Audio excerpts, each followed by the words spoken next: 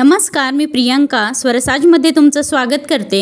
आज आपण चिंचेचं पन्ह किंवा चिंचेचं ज्यूस तुम्ही म्हणू शकता ते आपण गरमीसाठी बनवून घेणार आहोत।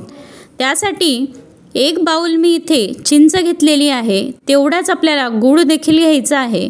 यात अगदी वाफाळतं पाणी आपल्याला घालून घ्यायचं आहे, ज्यामुळे या दोघीही वस्तू छान भिजतील। हे घालून घेतल्यानंतर याला मी झाकून बाजूला ठेवणार आहे। जोपर्यंत पाणी थंड होतं तोपर्यंत याला बाजूला ठेवणार आहोत। 15 ते 20 मिनिटांनंतर तुम्ही पाहू शकतात अगदी गूळ आणि चिंच मऊसर झालेला आहे।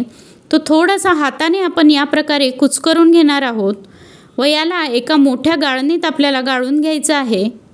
हे गाळून घेतल्यानंतर वर जो गर राहतो तो चमच्याच्या साहाय्याने आपल्याला अशा प्रकारे काढून घ्यायचा आहे व वरून तुम्ही थोडंसं अजून पाणी घालून याला पूर्णपणे काढून घेऊ शकतात।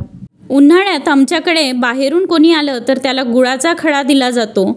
आमच्या खानदेशात भरपूर ऊन तापतं, तर त्या बाजूला चिंचेचं या प्रकारचं ज्यूस बनवून ठेवलेलं असतं। तुम्ही पाहू शकतात अगदी गर आपला इथे तयार झालेला आहे। आता याच्यात चवीसाठी काळं मीठ आणि 1 चमचा जिरं आपण घालून घेणार आहोत। हे बनवलेलं मिक्सचर तुम्ही 2 ते 3 महिने फ्रीजमध्ये स्टोअर करू शकतात व हवं तेव्हा पन्ह बनवून पिऊ शकतात। तर पन्ह कसं बनवायचं हे आता आपण पाहूया। एका ग्लासमध्ये आपण हे जे मिक्सचर बनवलं आहे ते 2 चमचे आपण घालणार आहोत। अगदी झटपट बनणारं हे चिंचेचं ज्यूस आहे।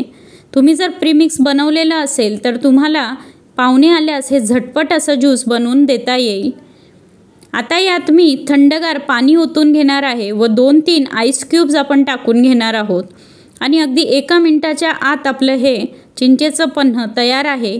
तुम्ही देखील ही रेसिपी बनवा, कशी झाली मला कळवा आणि स्वरसाज किचनला सबस्क्राईब करायला विसरू नका। धन्यवाद।